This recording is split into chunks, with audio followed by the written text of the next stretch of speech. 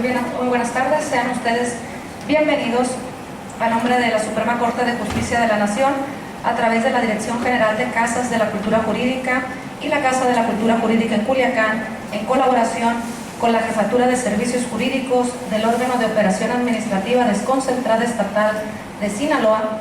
Les damos la más cordial de las bienvenidas a la conferencia Justiciabilidad de los Derechos Laborales. Acto seguido, me permitiré presentar a las personalidades que integran esta tarde la mesa del presidio. Nos acompaña la licenciada Mirna Alejandra Ramos Monroy, titular de la Jefatura de Servicios Jurídicos del órgano de operación administrativa desconcentrada estatal de Sinaloa. Un fuerte aplauso.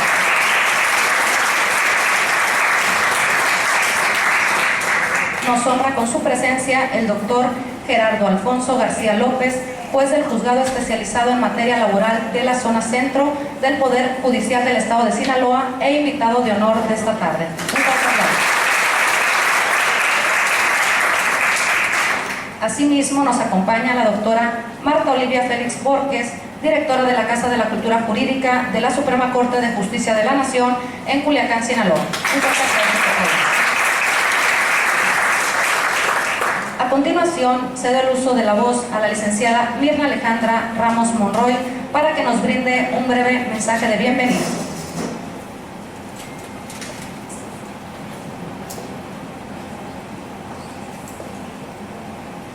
Buenas tardes a todos, muchas gracias por asistir. Agradecemos la colaboración de la Casa de la Cultura.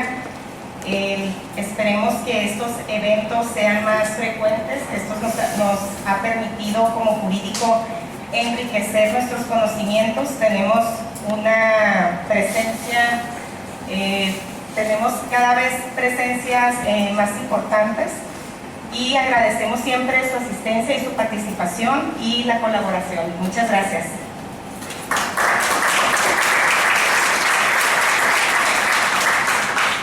Agradecemos las breves palabras de la licenciada Mirna Alejandra Ramos Monroy y asimismo cederé el uso de la voz a la doctora Marta Olivia Félix Borges para que nos brinde unas palabras con relación al programa.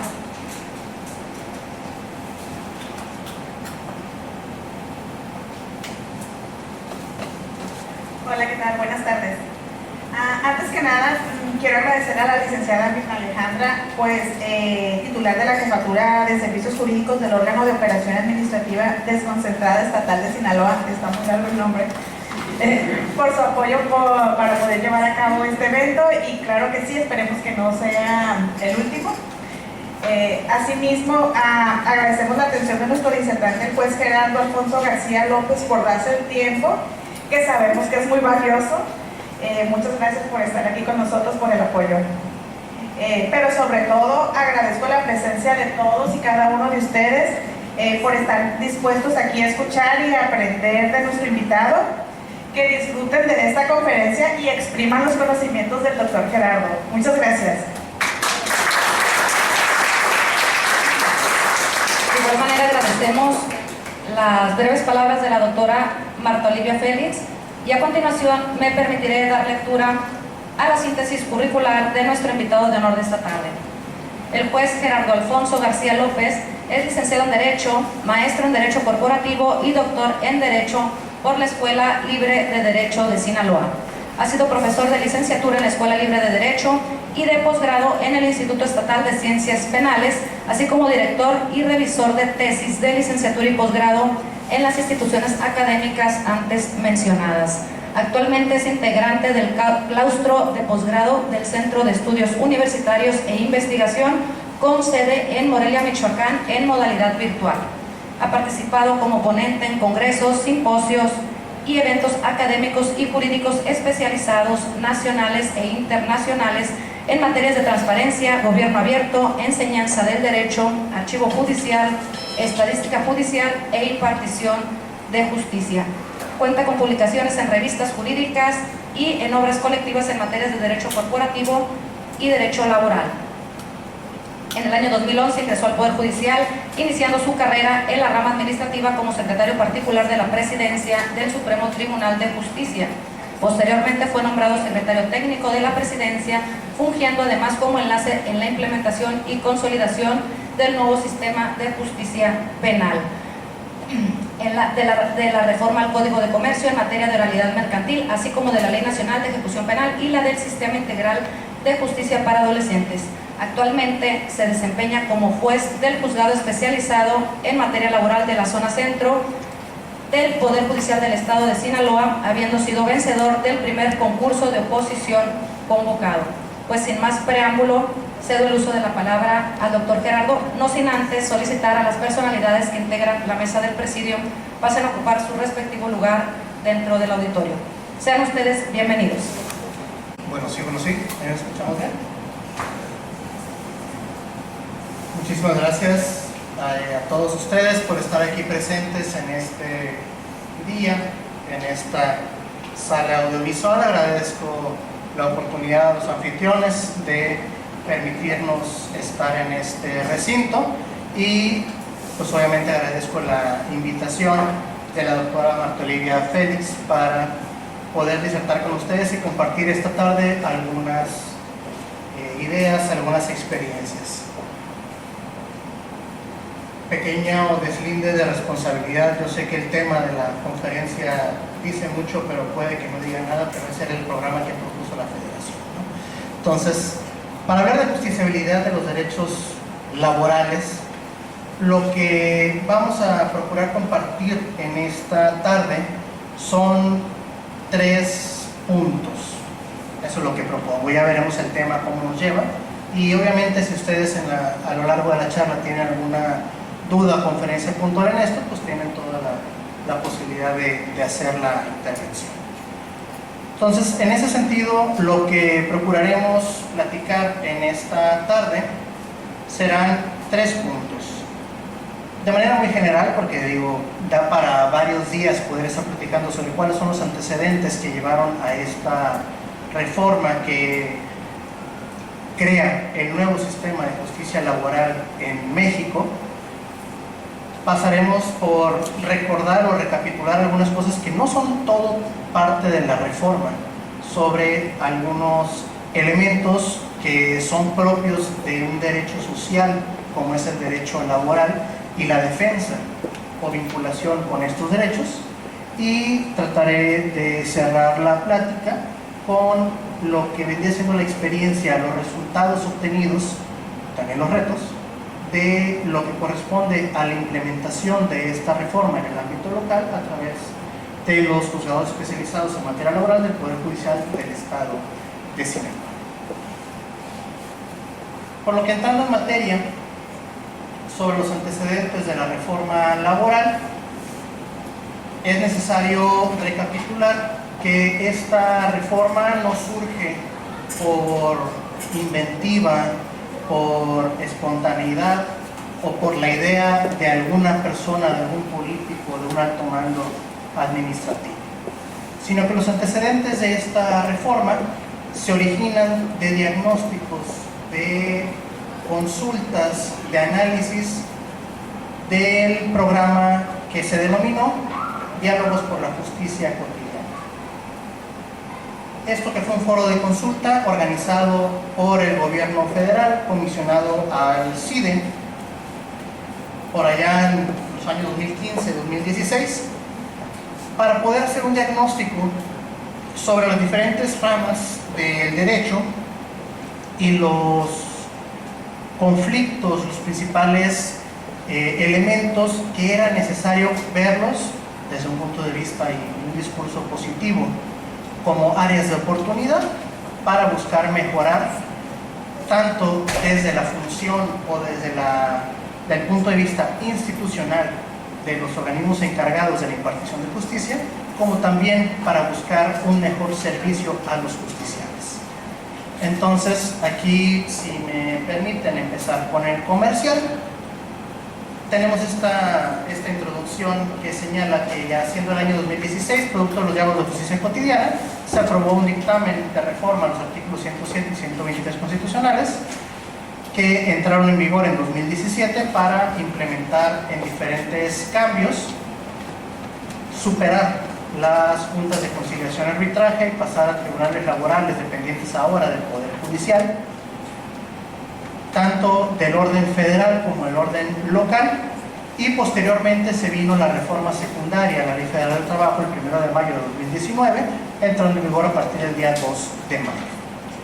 Junto con este paquete secundario de reformas se tuvo también las reformas a la Ley Orgánica del Poder Judicial de la Federación, la Ley del Seguro Social, la Ley del Infonavit, la Ley de la Defensoría Pública, y todo este aparato para poder implementar o materializar la reforma en materia de justicia laboral, libertad sindical y negociación colectiva.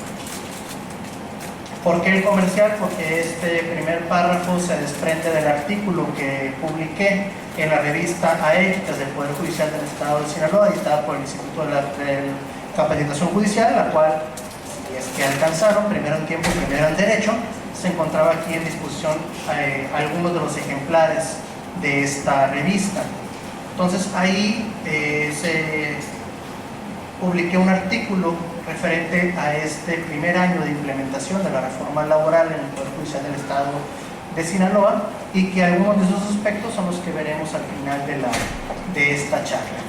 Para quienes no alcanzaron esta publicación, se encuentra también disponible la versión en línea a través de la página del tribunal dentro del micrositio del Instituto de Capacitación Judicial.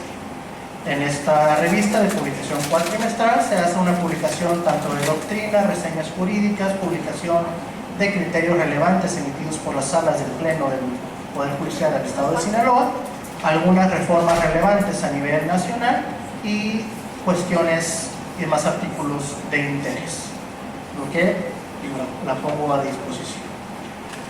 Entonces, ¿qué es lo que tenemos? ¿Qué fue lo que resultó de estos diálogos de justicia cotidiana? Pues sabemos que es un documento muy amplio que lo pueden consultar ustedes por internet, pero dentro de los diagnósticos que se presentaron en la mesa 2, que fue la de justicia laboral, se dio el diagnóstico en dos enfoques. En un primer enfoque sobre el diagnóstico institucional, cómo es que estaban los aparatos encargados de la impartición de justicia a toda proporción guardada, que se llevaba ante las juntas de conciliación.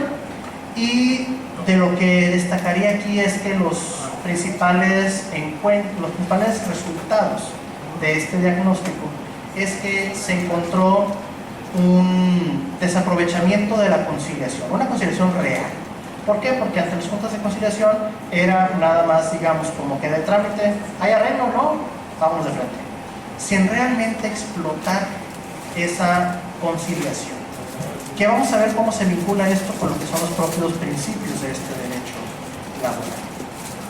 Tenemos también cuestiones sobre la dilación en el trámite, en las notificaciones, en la diligenciación de exhortos cuando se requería el apoyo institucional, la dificultad de la ejecución de los laudos ya una vez lograda la sentencia, pasado el tiempo que debía de pasar en aquellos entonces, y una falta de capacitación también al personal encargado de integrar estas juntas de conciliación.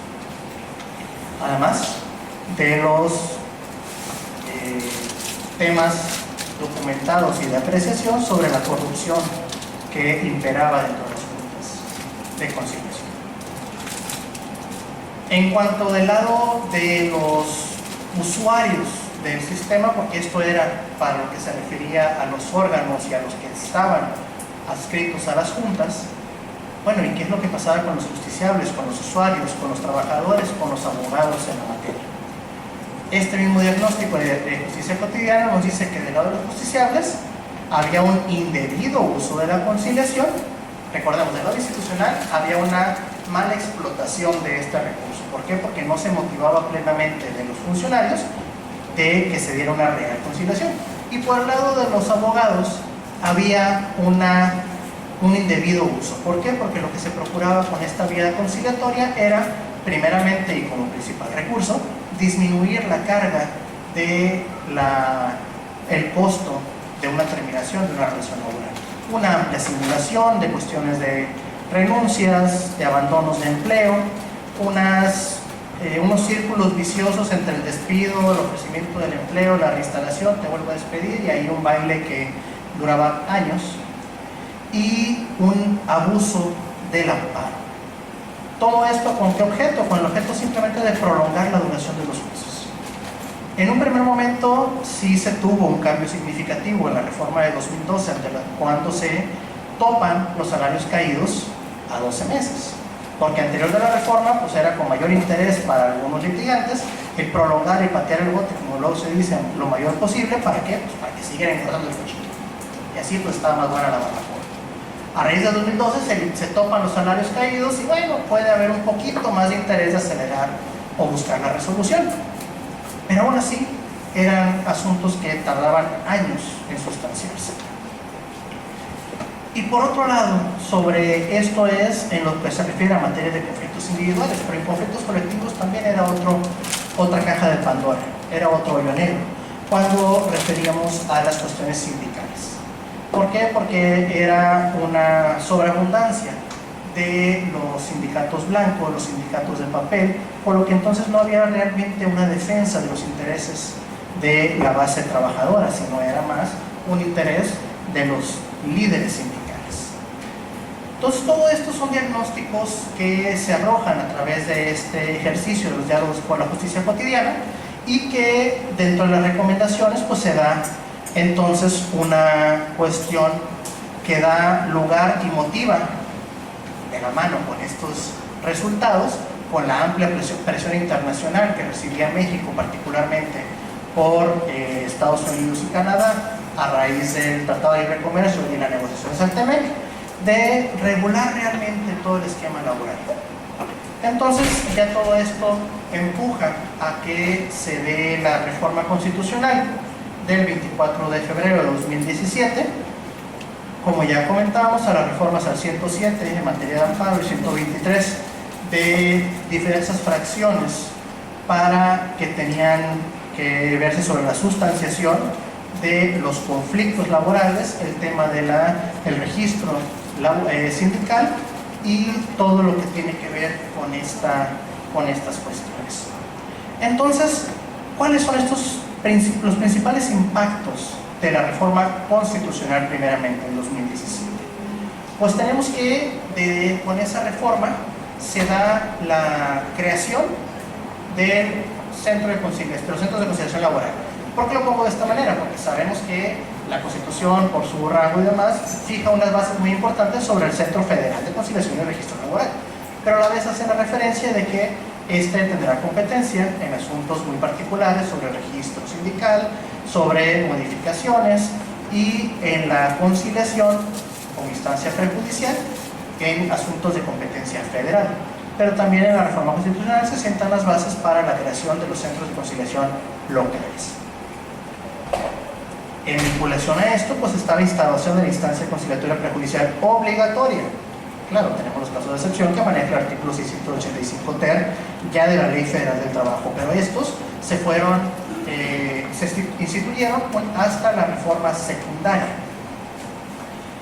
Obviamente la trascendencia, y por lo que en parte yo estoy sentado aquí el día de hoy con ustedes, es porque se da la creación de los tribunales laborales, tanto aquellos que dependen del Poder Judicial de la Federación como de los poderes judiciales locales. Y una reforma también trascendental, que no vamos a entrar mucho en materia en esto porque ya es algo más específico y que lleva una teoría, unos antecedentes y unos impactos mucho mayor extensos que una tarde, pero el fortalecimiento de derechos colectivos. ¿En qué materia?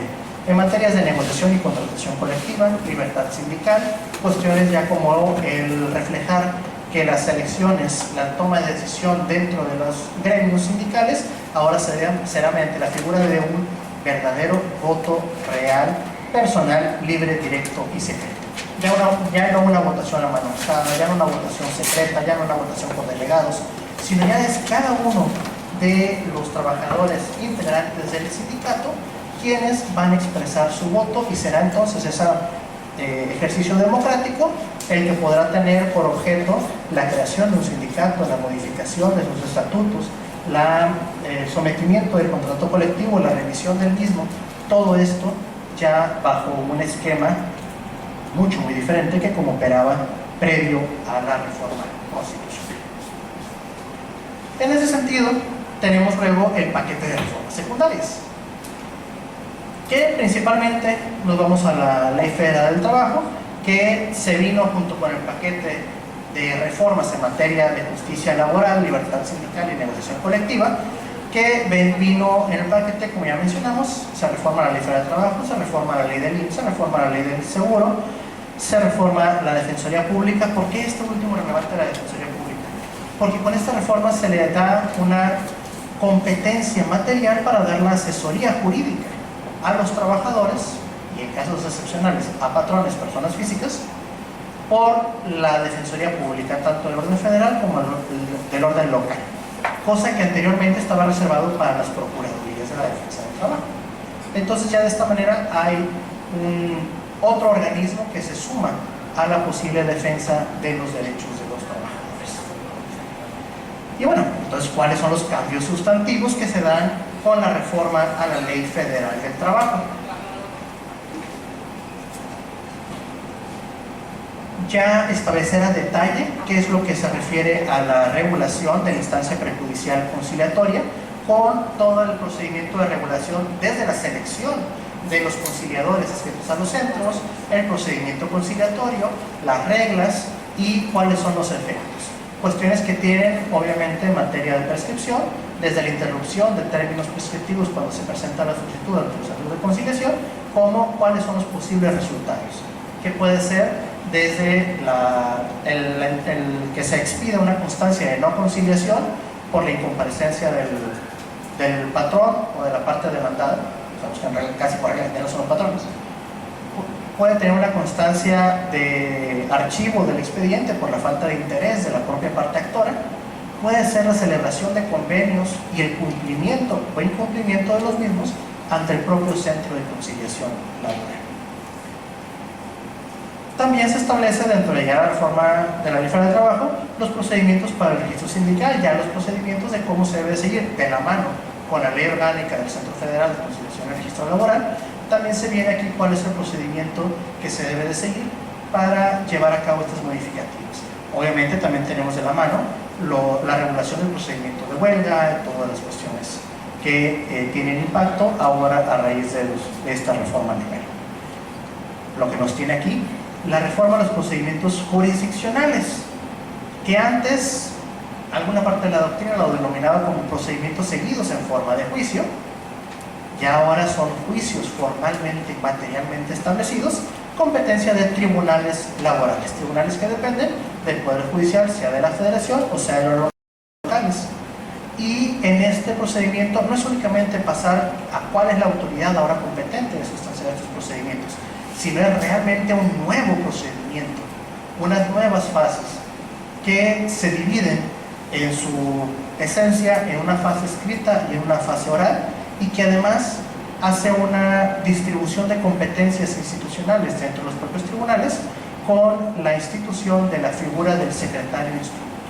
Un secretario instructor que no únicamente es, con todo el respeto que pueda guardar, los secretarios de acuerdo, los secretarios de mesa, los secretarios de causa que operan y que funcionan en todos los juzgados de primera y segunda instancia, sino que porque estos secretarios en las demás materias son quienes hacen proyectos que someten a consideración del titular, pero al final del día el responsable de la resolución es el titular del órgano jurisdiccional. Acá, en la materia laboral, esta figura del secretario instructor es una figura que tiene autonomía hasta cierto punto, tiene decisiones y tiene responsabilidades. El símil práctico que yo hago a la figura del secretario instructor es equipararlo, toda proporción guardada, con los jueces de control en materia penal acusatoria. ¿Por qué? Porque el juez de control es quien conoce en una primera instancia, en una primera fase, resuelve ciertas cuestiones y luego turna al juez de juicio oral cuando el asunto llega a esta fase. Entonces, con esa analogía, el secretario instructor es el que lleva a cabo la responsabilidad de toda la fase escrita del procedimiento. Fase escrita que tiene por objeto el desahogo de la demanda, contestación, réplica y contrarréplica, reconvención y contestación de la reconvención en su caso. Es un secretario que tiene facultades de decisión, de instrucción y de mandamiento, porque es quien puede ordenar y autorizar providencias cautelares. Es el que puede ordenar el embargo de una cuenta, es el que puede ordenar, autorizar un arraigo de una persona para que no salga de una demarcación territorial. Entonces vean cuál es la importancia y relevancia que la ley le da al secretario instructor, mucho más allá entonces de un, perdón la expresión, un simple secretario de acuerdos de otras materias, que su función era hacer proyectos y dar fe de lo que resuelve el titular. Pero aquí es el secretario instructor quien de mutuo propio toma las decisiones, y entonces ya nosotros los jueces conocemos hasta la fase oral. Por regla general, hay sus excepciones, que no vamos a entrar tanto a teoría del proceso en este momento. Pero bueno, vean ya entonces cuál es la gran diferencia. ¿Y qué es lo que me gustaría más resaltar aquí? Así como en más de una ocasión hemos conocido asuntos sobre una preferencia de derechos sometida o tomando como criterio la antigüedad entre el centro de trabajo, que sabemos que la ley así lo establece, pues en igualdad de condiciones será preferido un trabajador que tenga una antigüedad mayor sobre el de otro. Pero si lo trasladamos acá al litigio, en este caso, como estamos hablando de un procedimiento nuevo, un procedimiento con cambios muy significativos, con nuevas reglas, con nuevos principios, con nuevas responsabilidades, una antigüedad ante las juntas no te habilita para litigar ante los tribunales laborales. Y eso lo vamos a ver un poco más adelante sobre cuáles son los principios que permean en esta nueva instancia jurisdiccional. También hay cambios significativos sobre el ofrecimiento y desahogo probatorio ahora ante este nuevo sistema de justicia laboral. Particularmente me refiero a las pruebas confesional, testimonial, pericial y la prueba tecnológica, por poner el nombre resumido, pero si lo vamos en términos de ley, los elementos apartados por los avances de la ciencia. ¿Por qué tiene cambios significativos aquí? Porque la confesional, a diferencia de las demás materias, civil, familiar, mercantil, la prueba confesional de suyo es el desahogo a través de posiciones. Posiciones que tienen una solemnidad en su formulación y que tienen además una solemnidad también en su respuesta. El sal al rezo sacramental, que diga el absolvente si es cierto como lo es, ¿qué? Y viene el postulado. A esto en consecuencia le devenía una respuesta, si es cierto, no es cierto, falso, verdadero, sí, no. Cualquiera de las tres fórmulas era medianamente aceptable. Ahora ante este nuevo sistema de justicia laboral, la prueba confesional se desahoga bajo la misma forma como se desahoga la testimonial. Esto es, se permite, y yo lo pongo aquí como que la súplica y ruego es deseable, que se lleve a través de interrogatorio libre. ¿Qué significa esto? Que la prueba confesional ya se desahoga mediante un posible diálogo entre el apoderado, el oferente de la prueba y el absolvente, con la finalidad de poder tener un mayor acervo de respuestas, una mayor información que me permita a mí ciertamente tener lo que busco con la prueba. ¿Por qué? Porque sabemos que un desahogo a través de confesión por posiciones, si está, vamos a decirlo, como ocurre en otros países, en otros estados, en otros tribunales, un eleccionamiento, una asesoría, una mala asesoría, pues van a decir a todos, no. Entonces, ¿de qué les sirve? El exponerse, el consumir tiempo de ustedes, de las partes del tribunal, si vamos a tener todas respuestas negativas, no nos va a servir de nada. Pero obviamente si nosotros en el desahogo optamos por ese formato de posiciones, en su salud lo hallarán, yo les digo. Pero si por el contrario hacemos realmente un desahogo a través de interrogatorio, podemos, bajo las técnicas de interrogatorio correctas, y yo no lo digo de esta manera, ¿no? Pero es más fácil inducir al error al absolvente y poder entonces que nos beneficie la prueba. Pero obviamente para esto requerimos un cambio de chip muy importante del foro de postulantes. La prueba pericial, ¿por qué cambió? Porque tenemos que ante las juntas era el clásico baile. Yo les digo, tus hijos, mis hijos y nuestros hijos. Tu perito, mi perito y el tercero en discordia. ¿Por qué? Porque entre los dos primeros peritos nunca iba a haber alguien, o sea, no iba a haber coincidencia o dictámenes, porque cada quien iba a traer su perito a su favor. Entonces necesariamente venía el perito tercero en discordia. ¿Qué es lo que generaba esto? Una simple e innecesaria dilación en el procedimiento. Porque ¿cuántos diferimientos pueden contarme ustedes que litigaban o litigan todavía ante las juntas? ¿Cuántos diferimientos de audiencias han habido porque no se ha alcanzado siquiera a notificar al perito? O que el perito no rindió el dictamen en tiempo, o que pasó la mosca y pues no se le ocurrió al secretario, no se le antojó desahogar la audiencia.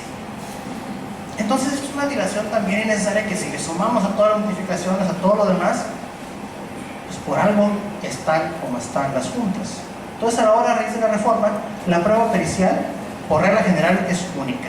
Corre a cargo de un perito oficial designado directamente por el tribunal. Ya no es el que proponen las partes, sino es a raíz de un padrón que todos los poderes judiciales debemos de tener para que sea ese perito comisionado por el propio tribunal para que lleve a cabo ese dictamen. Y será entonces ese peritaje único, repito, por regla general, el que servirá de opinión de expertos para que el tribunal pueda tomar una determinación. Y bueno, la prueba tecnológica, porque sabemos que ahora hay un nuevo bagaje de pruebas que se pueden llevar a cabo y tenemos unos medios de perfeccionamiento necesarios que van de la mano con esta prueba pericial en muchos casos, como lo es la pericial informática o la pericial electrónica, como se le quiera denominar, dependiendo cuál es la materia.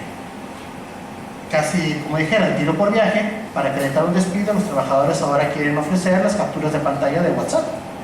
Bueno, pues eso tiene unas reglas especiales para su ofrecimiento, para su perfeccionamiento y para su desahogo. Que si no siguen estas reglas, pues tendrán una valoración como prueba documental, y sabemos que en ese caso pues, hay un peso muy diferente de una prueba documental no perfeccionada que no puede generar valor pleno a una prueba generada por los avances de la ciencia plenamente perfeccionada, pues se le puede irrigar valor probatorio pleno. Así que todas esas son reglas que, por eso me remito a lo que señalaba anteriormente, la antigüedad ante las juntas no te habilita necesariamente para litigar ahora en este nuevo procedimiento. Y, ¿por qué no señalarlo? También estas reformas a la ley del trabajo, hay una potencialización, una exponenciación, un verdadero respeto a los derechos humanos, materializados particularmente en algunos principios como es la defensa jurídica adecuada y el acceso a una justicia pronta y expedita, entre otros. Entonces, con este bagaje es con el que quiero cerrar este primer eje de la charla sobre los antecedentes de esta reforma laboral. ¿Por qué llegamos a donde llegamos? Pasamos entonces al segundo eje sobre la naturaleza del derecho del trabajo. ¿Y qué es lo que vamos a ver aquí? Bueno, tampoco es que el derecho del trabajo, el derecho laboral haya surgido a raíz de la reforma de 2017-2019. Es una materia que tiene muchísimos más años de trayectoria. Y tampoco todo lo que hoy se ve es creado por esta reforma. Pero sí hay algunas cosas que vale la pena recordarlas para saber también por qué fue necesario constituir esta rama del derecho social y esta competencia exclusiva de tribunales para poder hacer un debido respeto bajo el objeto social del derecho laboral, el equilibrio entre el capital y la fuerza de producción, para tener una verdadera impartición de justicia. Entonces digo, sin entrar en un dilema filosófico, en una cuestión de hablar de vasos medio llenos, medio vacíos, qué fue primero, luego la gallina, pero bueno, es necesaria la pregunta: ¿el derecho laboral es de derecho público o es de derecho privado? La respuesta es que no es ninguno, porque es derecho social. Y derecho social que lo conceptualizo bajo este pensamiento de Mario de la Cueva en el libro El Nuevo Derecho Mexicano del Trabajo, que sobra decir que este libro no es de la hora de la reforma, sino viene desde antes, dijera luego, pero es uno de los libros clásicos, y estos libros clásicos que permiten entonces captar si desde entonces está esta idea, ¿por qué hasta ahorita no se ha plenamente materializado. Entonces, ¿qué es lo que nos dice Mario de la Cueva? Nos dice: los que proponen entregar la tierra a quien la trabaja y asegurar a los hombres que vierten su energía de trabajo a la economía, la salud y la vida y un ingreso en el presente y en el futuro que haga posible un vivir conforme con la naturaleza, la libertad y la dignidad humanas. El derecho del trabajo ya no puede ser concebido como normas reguladoras de un intercambio de prestaciones patrimoniales, sino como el estatuto que la clase trabajadora impuso en la Constitución para definir su posición frente al capital y fijar los beneficios mínimos que deben corresponderle por la prestación de sus servicios.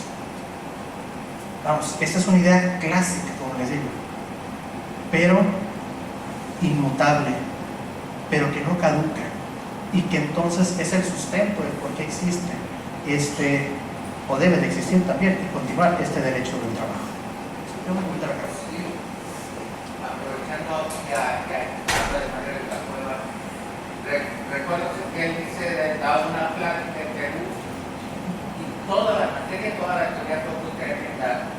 Lo bueno, dijo, es que no me preguntaron si el médico implementaba así. Entonces, aquí estamos ya viendo, estoy viendo yo todos los elementos para que la nueva reforma laboral se implemente. Tenemos buena carga de la Suprema Corte, tenemos todos los elementos, yéndonos al artículo primero, de todas las autoridades que están obligadas, todas las autoridades a implementar, a esforzarse, y vemos lo contrario. Me preocupa.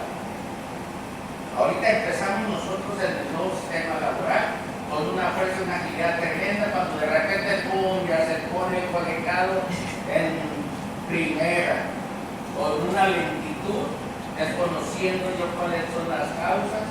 Si tenemos todos los elementos, me gustaría tener luz, porque estamos empantanándonos y apenas vamos iniciando. Nos dice, por ejemplo, el licenciado alcalde, el papá de la secretaria de Gobernación, sí preocupa esta situación que se está juntando en los nuevos tribunales laborales, siendo de primera circunstancia hasta ahorita ahí. Pero sí me gustaría tener luz porque estamos empantanando cuando apenas vamos a Bueno, no quiero decir que suscribo todo ni tampoco lo contradigo, sino todo lo contrario. En ese sentido, vamos a ir pensando positivamente y vamos a ir en esta línea viendo la luz que ahorita y desde antes ya traía la Ley Federal del Trabajo. Entonces, yo ahí revertiría la pregunta, ¿por qué? A lo mejor algunos pudieran decir que fuera lo deseable un antecedente, un histórico o una experiencia previa, como lo señaló el transitorio de la reforma de la Ley Federal del Trabajo, que para la integración de los tribunales laborales se debería dar igualdad de oportunidad al personal que se encuentra dentro de las juntas de conciliación. Entonces, como diciendo, oye, pues ya estabas metido en el sistema, ahora cámbiate de cachucha, deja de ser del Ejecutivo y vente al Judicial, pero para que ahora sí hagas bien las cosas. Esa es una lectura de la reforma. ¿Es eso lo ideal? ¿Es eso lo ideal? ¿Es eso lo deseable? Pues el tiempo lo dirá. Entonces, para bien o para mal, para fortuna o desfortuna de aquellos que se encuentran en esta sala todavía y que han tenido la fortuna o desfortuna, repito, de haber pisado la sala de audiencias en las cuales ha presidido este humilde servidor, pues van a poder decir, no lo sé, qué bueno o qué malo que yo no venga de una junta de conciliación. No les voy a dar el uso de la palabra, ustedes resérvenselo, medítenlo a sus adentros, pero yo, en mi humilde opinión, considero que por el bien del Poder Judicial, qué bueno que no vengo de junta, porque entonces no tengo un antecedente, no tengo un criterio fijo, ni siquiera sé cómo resuelven los colegiados, que tampoco sé cómo resuelven hasta ahorita. Ni modo, me invita a la Casa de la Cultura Jurídica, ¿no? Pero pues tengo que decirlo. Ya hemos acumulado algunos pasteles de amparos que ya cumplieron el año y no tenemos nada. Veremos qué es lo que pasa, ¿no? Entonces, hasta ahorita queremos pensar que estamos haciendo bien las cosas. Ya que lleguen los manotazos, vamos a ver cómo nos defendemos también, ¿no? Pero bueno, entonces continuando en esta, no quiero denominarlo utopía, entonces vengamos en esta luz de esperanza. ¿Cómo materializa este derecho social realmente la Ley Federal del Trabajo? Muy románticamente, desde el artículo 2 nos dice: las normas de trabajo tienden a conseguir el equilibrio entre los factores de reproducción y la justicia social. Rezo que nosotros nos aprendimos, todos los que hemos pasado y tenemos la formación jurídica, desde el aula. El derecho laboral tiene por objeto el equilibrio entre los factores de la producción y el capital, así como propiciar el trabajo digno o decente. ¿Es diferente un trabajo digno y un trabajo decente? ¿O es lo mismo? Me surge a mí la duda, ¿no? ¿En dónde? En todas las relaciones laborales. Bueno, entonces, ¿qué significa el trabajo digno? No se preocupen, la propia Ley Federal del Trabajo no lo dice. ¿Se entiende por trabajo digno o decente? Ok, es lo mismo entonces. Aquel en el que se respeta plenamente la dignidad humana del trabajador. No existe discriminación por origen étnico o nacional, género, edad, discapacidad, condición social, condiciones de salud, religión, condición migratoria, opiniones, preferencias sexuales o estado civil. Se tiene acceso a la seguridad social y se percibe un salario remunerador. Se recibe capacitación continua para el incremento de la productividad con beneficios compartidos y se cuenta con condiciones óptimas de seguridad e higiene para prevenir riesgos de trabajo. No los voy a obligar a que echen de cabeza a sus clientes, pero quisiera preguntar que levantaran la mano abogados patronales en los cuales puedan certificar y dar fe que su cliente cumple con todos estos principios. Quédense ahí, estamos siendo videograbados, quédense ahí. Pero bueno, estamos en lo romántico, si está para enmarcarlo esto. Ya lo que dice la ley. Continúa todavía diciendo: el trabajo digno y decente también incluye el respeto irrestricto de los derechos colectivos de los trabajadores, tales como la libertad de asociación, autonomía, el derecho de huelga y de contratación colectiva. En la primera esfera teníamos los derechos laborales individuales, por catalogarlos de una manera, y en la segunda parte tenemos los derechos laborales colectivos. Les repito, es un poema esto. ¿Qué es lo que vemos ya nosotros en el ejercicio profesional? Mejor ni les cuento. Igualdad sustantiva es otro elemento que recoge la Ley Federal del Trabajo y que entonces debe de materializarse, ¿verdad? ¿Qué es la igualdad sustantiva? Se tutela la igualdad sustantiva o de hecho de trabajadores y trabajadoras frente al patrón. La igualdad sustantiva es la que se logra eliminando la discriminación. A ver, pero si el trabajo digno ya dice que no debe haber discriminación, ¿por qué debo de dar líneas para que se elimine la discriminación? No vamos a decir que la Ley Federal del Trabajo tiene contradicciones, ¿verdad? Pero si nos remontamos a la reforma legal de 2000, ¿qué fue? 2019, no, 2017, de la subcontratación, ¿qué nos dice tajantemente? Se prohíbe la subcontratación. 3 doritos después, ¿se permite la subcontratación? ¿Cuándo?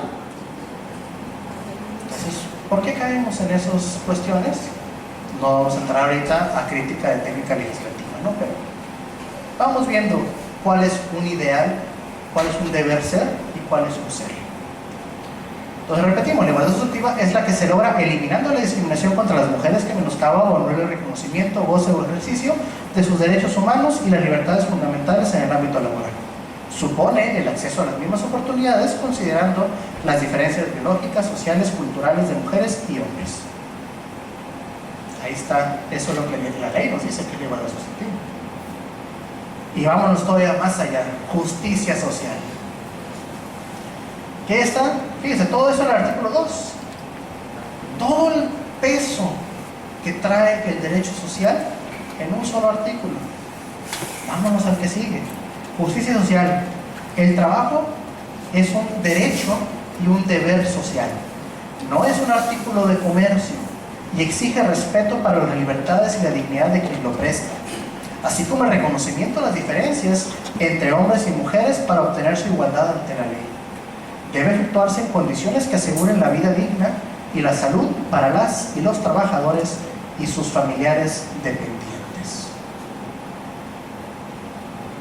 Vaya, nuevamente, no podrán establecerse condiciones que impliquen discriminación. Pues si ya un artículo antes y 4 párrafos antes ya dijimos que no debe haber discriminación, entonces ¿son estas las guías o las reglas que nos deben de llevar hacia un mundo real sin discriminación? Podemos tardar tiempo aquí discutiendo esas cuestiones. Ah, pero no se consideran discriminatorias, entonces sí las permito. No se consideran discriminatorias las distinciones, exclusiones o preferencias que se sustenten en las calificaciones particulares que exija una labor determinada. Que alguien me explique. Pero bueno, nos vamos a la máxima de derecho: trato igual a los iguales, desigual a los desiguales. Sea eso lo que signifique. Y es de interés social garantizar un ambiente laboral libre de discriminación. Otra vez, o sea, ¿llevan puntos cada vez que dicen discriminación? No entiendo. Pero libre de discriminación, de violencia, promover y vigilar la capacitación, el adiestramiento, la formación para y en el trabajo, la certificación de competencias laborales, la productividad y la calidad en el trabajo, la sustentabilidad ambiental, así como los beneficios que éstas deban generar tanto a los trabajadores como a los patrones.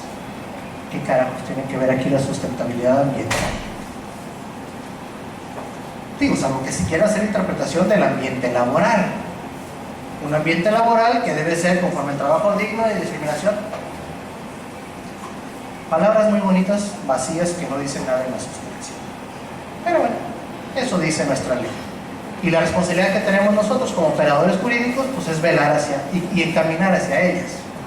Responsabilidad que tienen ustedes, quienes están aquí del foro postulante, pues también acatarlos, conducirse con principios de verdad sabida y buena fe guardada, lealtad procesal, etc, etc, etc.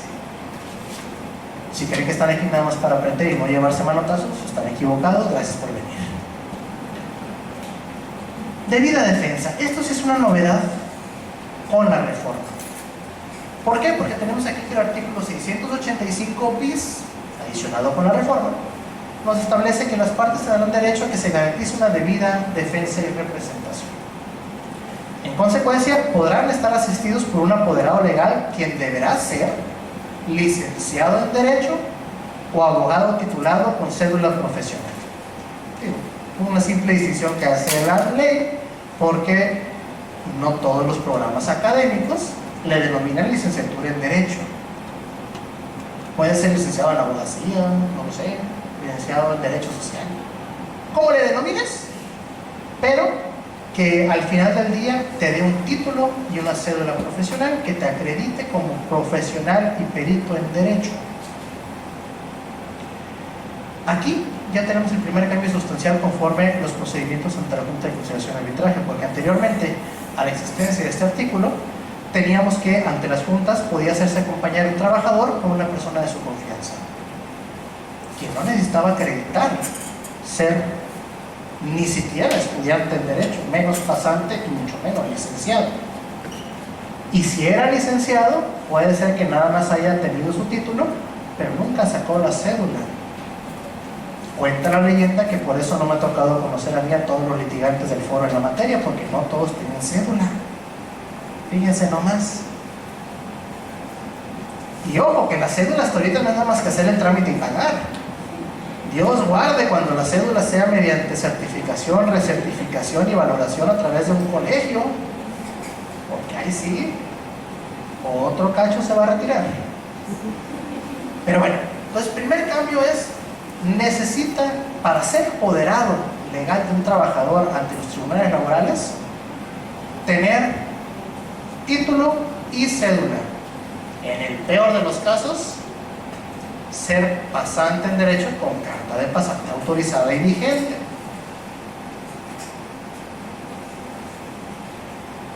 Tuve ya un caso en particular donde el trabajador estaba representado por puros pasantes en Derecho. Bueno, según yo estaba en la ideología de que un pasante es como un aprendiz de conductor. Tienes la licencia de aprendiz, pero debes ir acompañado de un conductor con licencia. Pues acá fíjese que no. Tienes la carta de pasante, la ley te autoriza para representar al trabajador y no te impone la necesidad de tener un abogado patrono realmente titulado y con cédula. Como luego le gusta mucho al foro renegar que uno se toma atribuciones de más, pues no me atreví a revocarles la defensa, ¿no? ¿Cuál fue el resultado? Pues que no tuvo un correcto acompañamiento legal. Pero dice el dicho que la culpa no es del indio, sino el que lo hace compadre. Entonces, si el trabajador quiso irse con puros pasantes, en su salud lo hallará. ¿Y cuál es la consecuencia de esto? Bueno, que si el tribunal advierte que los litigantes, los abogados patronos o abogados apoderados legales cuentan con una manifiesta y sistemática incapacidad técnica, se prevendrá a la parte afectada para que designe otro. Creo que ahí se le pasó decir algo puntual a la ley, pero se debe de entender. Pues para que designe otro es porque el tribunal ya determinó que ese no te puede acompañar al baile. Entonces entiéndanlo, que de advertirse una manifiesta y sistemática incapacidad, el tribunal los va a revocar y le va a dar término a la parte afectada para que nombre una nueva defensa. Y en caso de que no nombre a nadie, se designará ya sea a la Procuraduría de la Defensa del Trabajo o al Instituto de la Defensoría Pública. Entonces, dentro del Poder Judicial pasó en su momento cuando se implementó la reforma la reforma penal, no sistema penal acusatorio, se tuvieron por revocados abogados que comparecieron ante los nuevos juzgados de control y enjuiciamiento penal por una notoria incapacidad técnica. Sin raspar muebles, acá también ya hemos revocado a más de uno. ¿Y cómo podemos identificar una manifiesta y sistemática incapacidad? Dijimos, no vamos a hablar a profundidad de tema procesal, pero un cambio sustantivo, lo vimos antes de la reforma, es en materia de ofrecimiento de pruebas. ¿Por qué?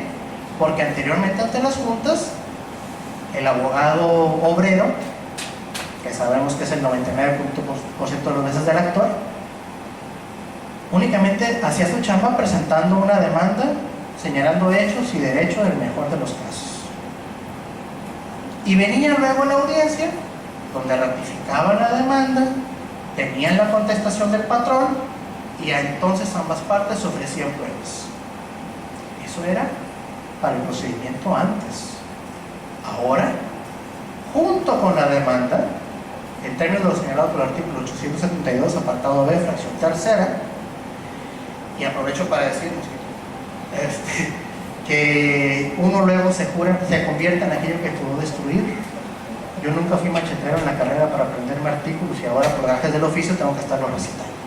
Pero bueno, entonces conforme al artículo 872, apartado B, fracción tercera, junto con el escrito inicial de demandas, se deben de ofrecer y aportar pruebas. Luego entonces, si ante el tribunal se presenta una demanda que tiene capítulo de hechos, este es el demandado, y en los puntos petitorios señáleme audiencia para ratificación, contestación, demanda y excepciones, ese en automático es revocado. ¿Por qué? Porque no conoce el nuevo procedimiento. Entonces, de admitirse ese procedimiento, esa demanda, ya automáticamente está firmándose el epitafio del trabajador, porque no va a tener ninguna prueba para acreditar su acción. Así que ese es un elemento suficiente para acreditar una manifiesta y sistemática incapacidad técnica. Entonces, para mí es muy fácil decirlo, ¿no? Pues yo los voy a revocar. Qué penita para ustedes ser los revocados.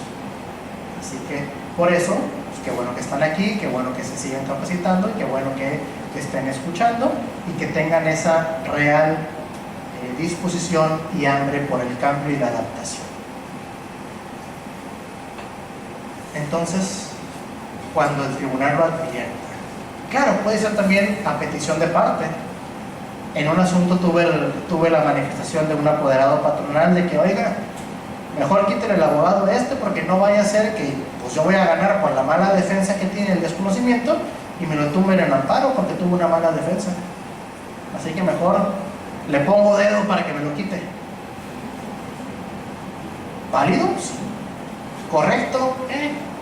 Pero es lo que pasó y también estaba en su derecho. Dígame.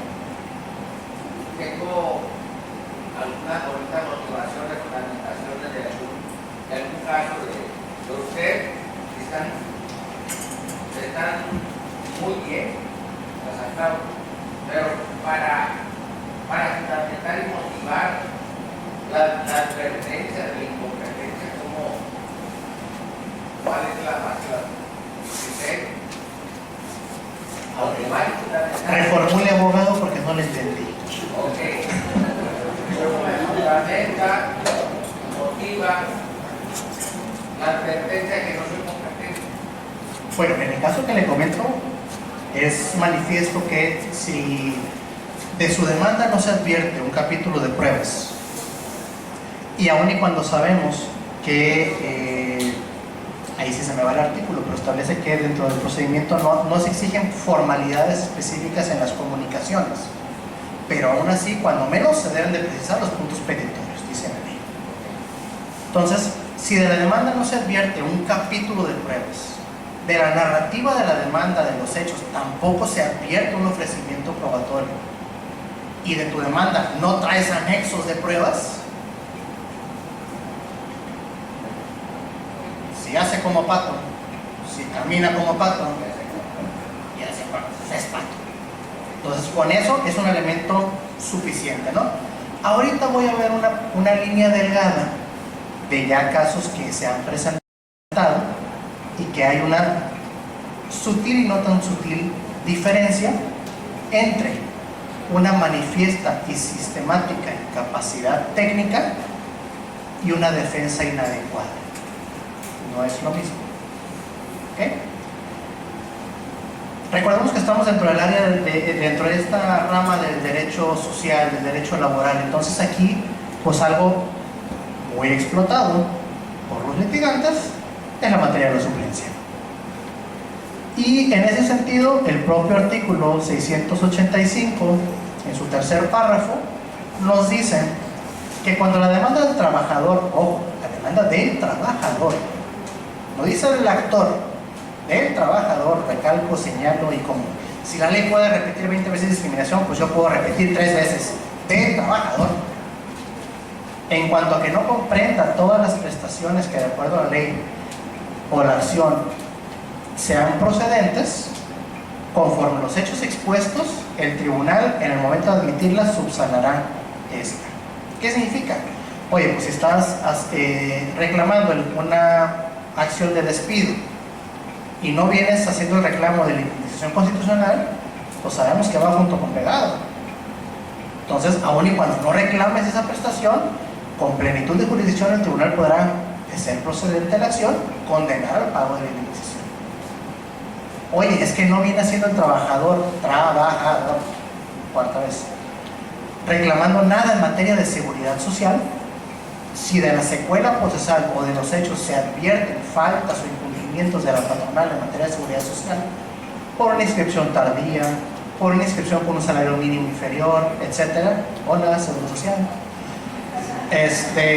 tenemos plenitud de jurisdicción nosotros entonces para ordenar, aun y cuando no haya habido un reclamo puntual en materia de seguridad social, condenar a la inscripción retroactiva, a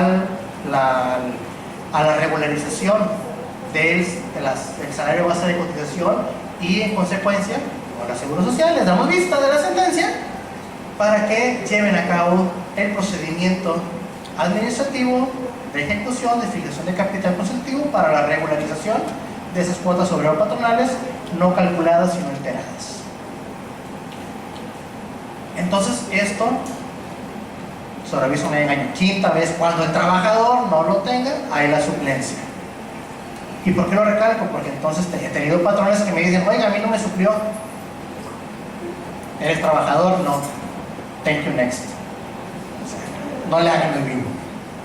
Y por otro lado, el artículo 872 en su primer párrafo nos dice: la demanda se formulará por escrito, acompañando tantas copias de la misma como demandados haya.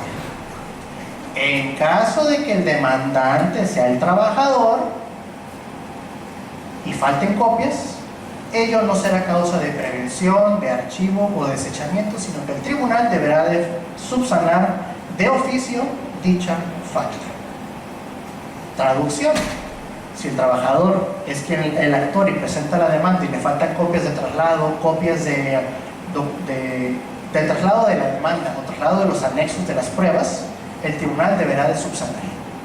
Entonces, si es el demandado quien le faltan copias de traslado, no hay suplencia, no se subsana, no se previene si nos hacen efectivos los apercibimientos que se hayan decretado.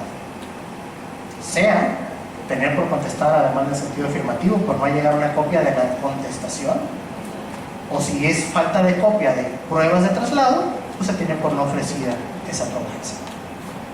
Entonces, ¿qué van a decir más de uno? Oye, pues está muy cargada la mano en favor del trabajador.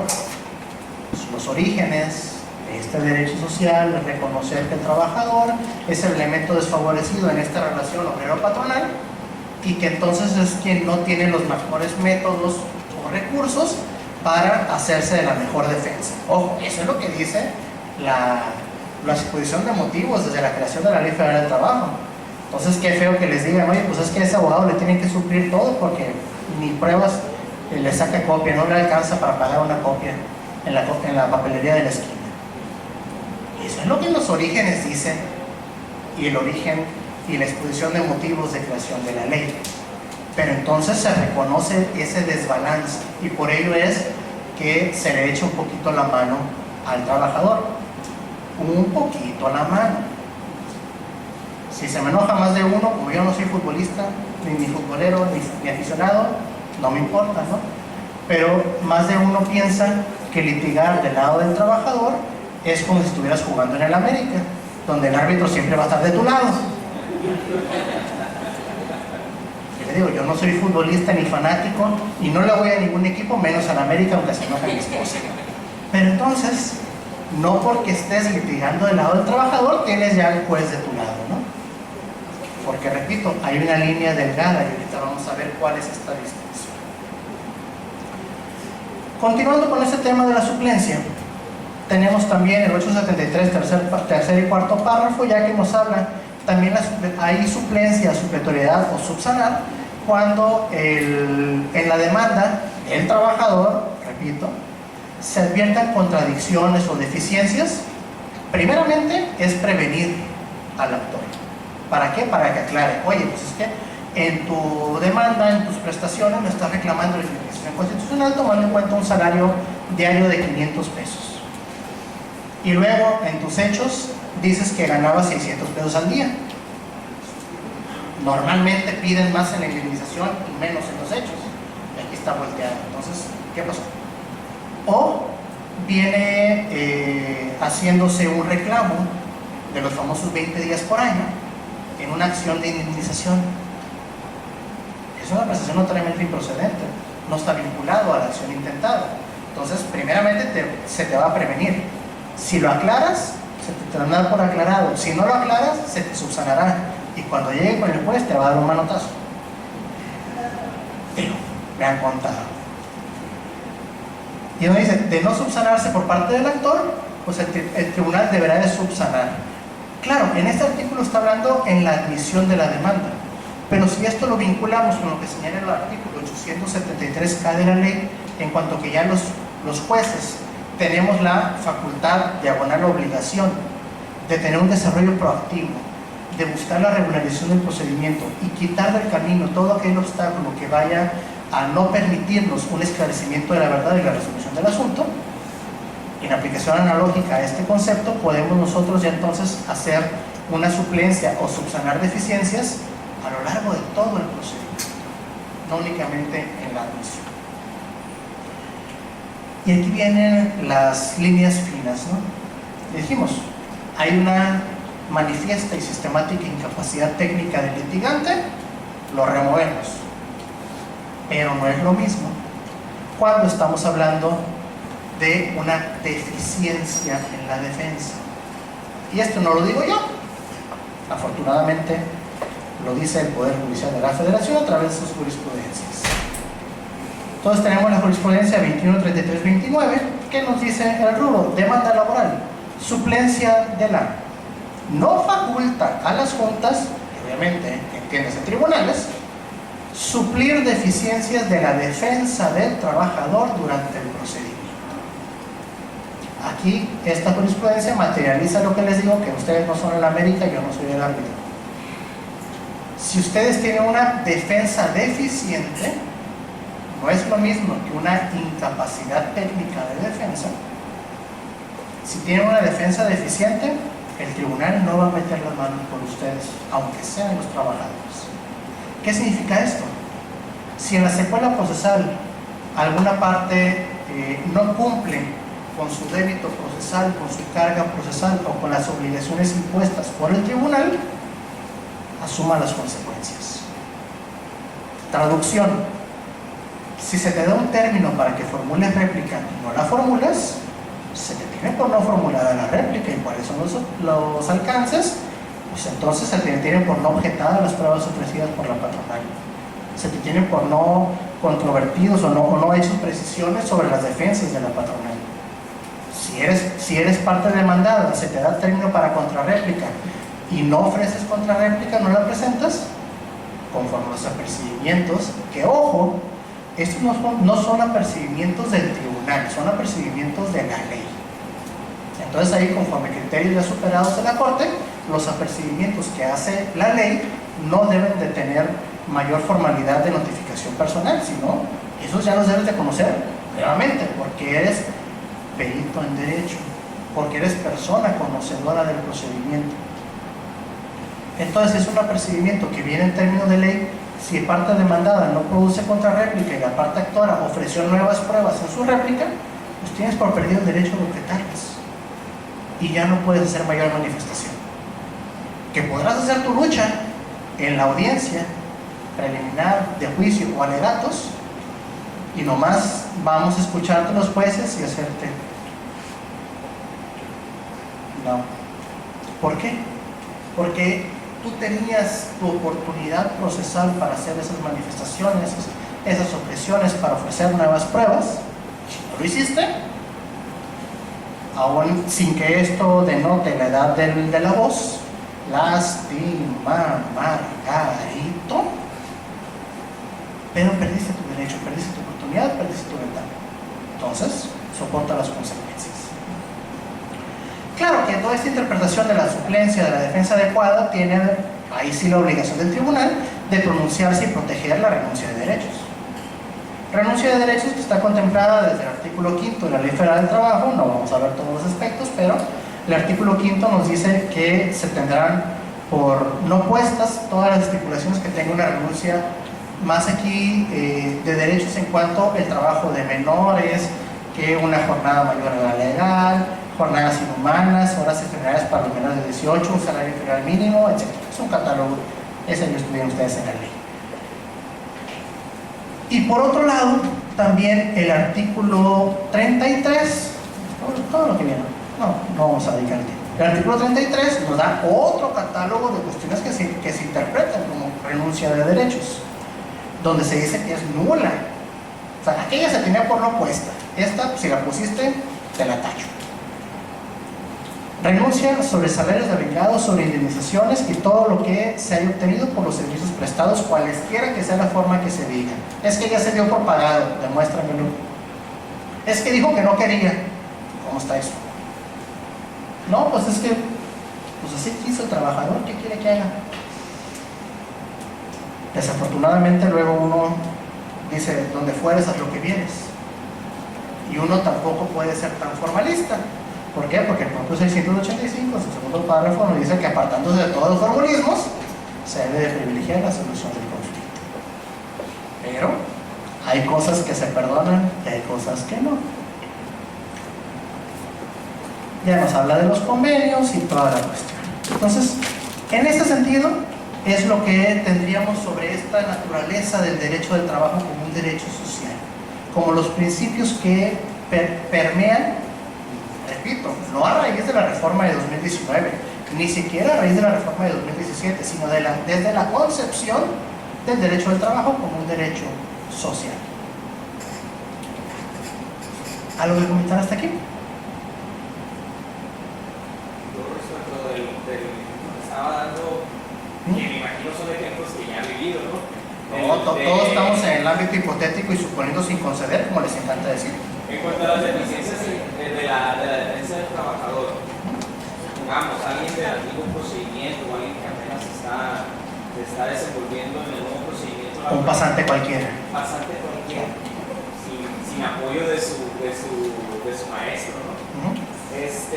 Presenta una demanda sin las pruebas y se admite, ¿no?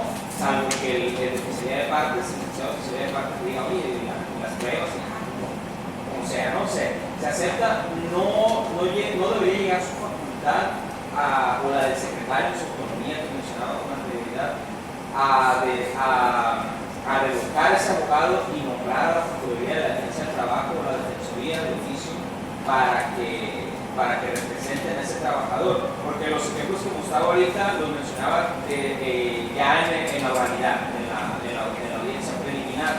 Entonces, a sabiendas que la suplencia no se debe reflejar en las pruebas y no se debe hacer en el ofrecimiento de pruebas, no se estaría como que contradiciendo que esto sea injusto para el trabajador, que la deficiencia del defensor llegue a tal grado que hasta la audiencia preliminar, donde sabemos que ya no se pueden presentar, no se puede llegar al ofrecimiento de pruebas. Creo entender para dónde va, entonces le subsano su comentario.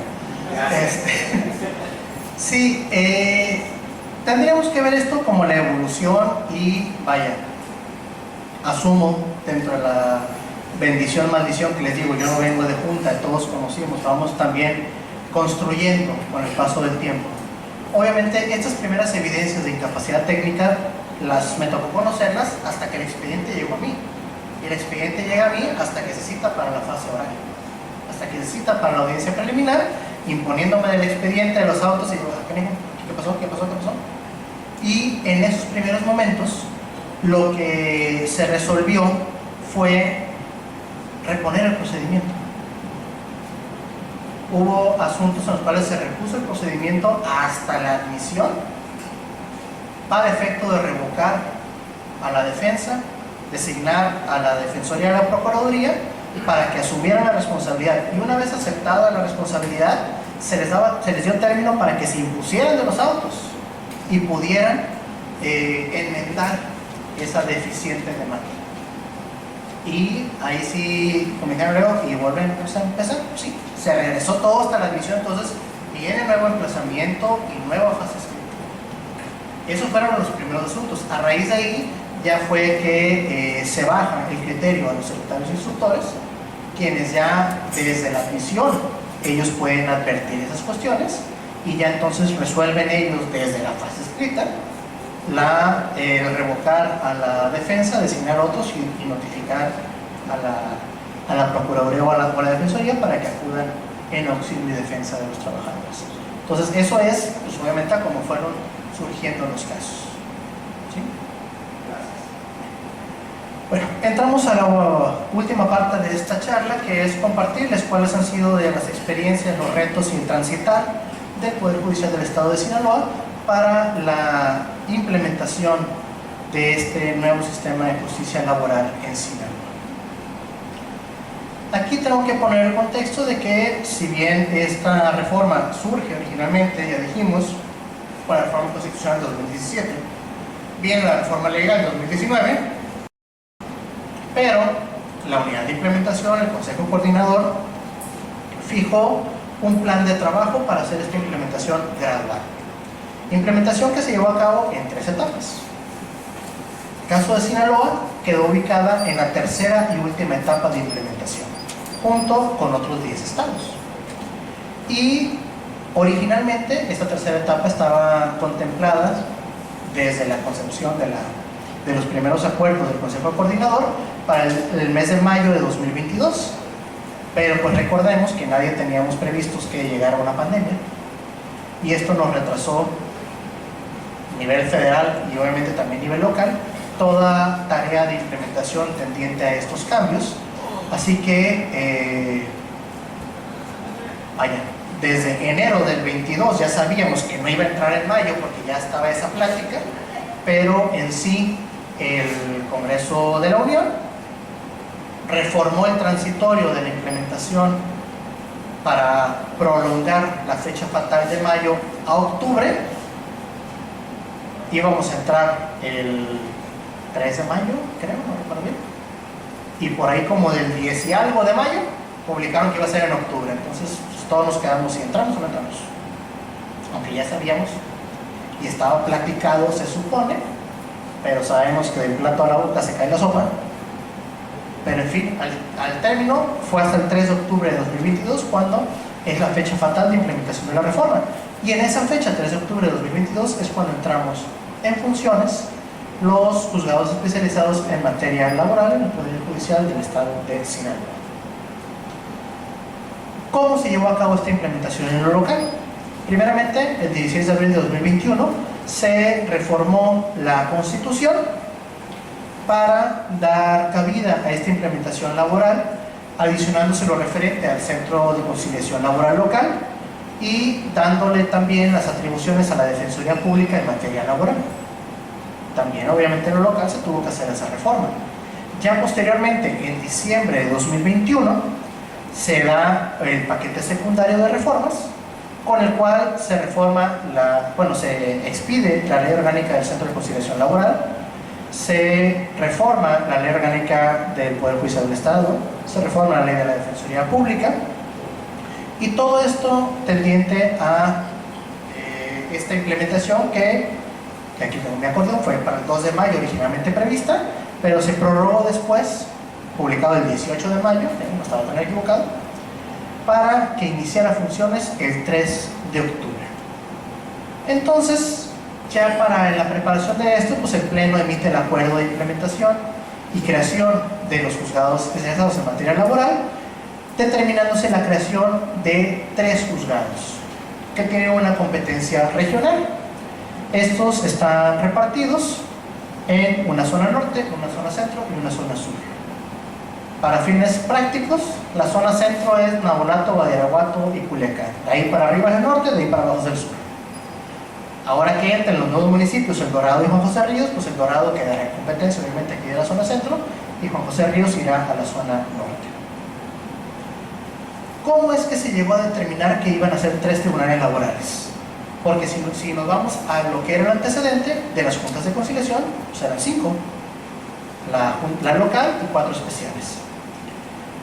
Bueno, pues para ello tuvimos que irnos al análisis estadístico de la información proporcionada por la propia Secretaría General de Gobierno, donde conforme a los lineamientos del Consejo Coordinador se debía de tomar el antecedente de cuáles eran las cargas de trabajo de las juntas de conciliación.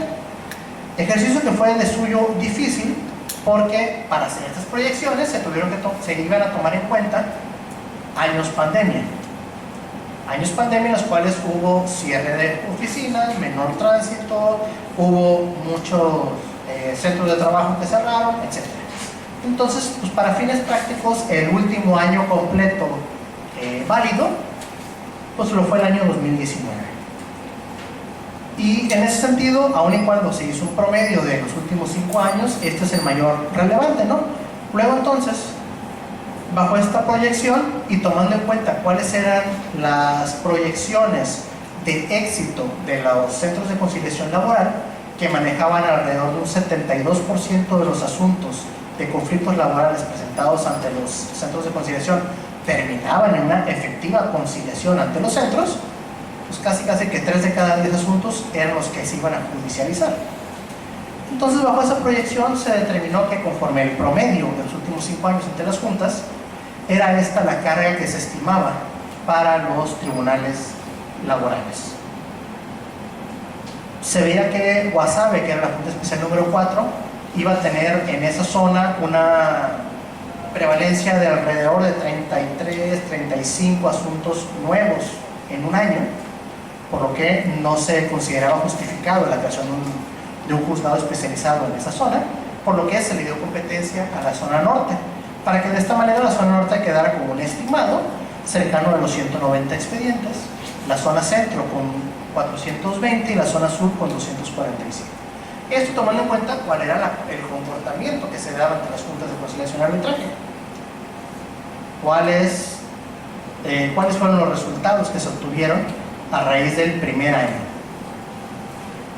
Tenemos que este corte se hace al 31 de octubre de 2023 y que ya esta información es la que se encuentra dentro del artículo publicado en la revista Ética número 34, que quienes alcanzaron, repito, estuvo su distribución, y si no, pues está a través de la página del tribunal, que a nivel nacional se decía la Secretaría del Trabajo que ya con la implementación de las 3 etapas se tenía una conciliación del 77.9%.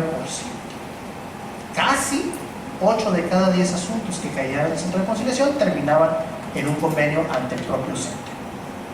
En Sinaloa, en este mismo periodo, se reportó una tasa de conciliación del 77.1%. Pues muy decente, ¿no? Casi a lo que sería en la media nacional.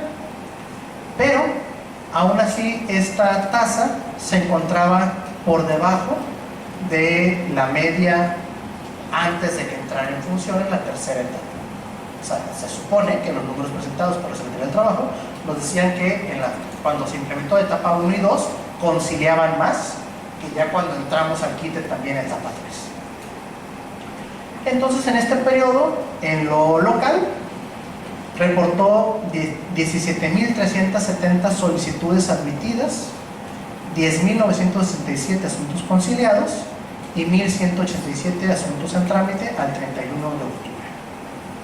Recordemos, esta información con corte al 31 de octubre, que ya ahorita si entran a la página de la Secretaría del Trabajo y el aspecto de la reforma laboral, ya la estadística ya está actualizada, creo que a marzo. Entonces, a la fecha del artículo, que fue en diciembre, estaba el corte a octubre.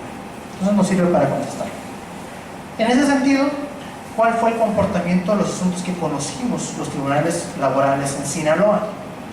Se iniciaron 1.797 asuntos en materia de conflictos individuales. ¿Cómo estuvieron repartidos estos asuntos? 580 iniciados en la zona norte, 716 en la zona centro y 501 en la zona sur.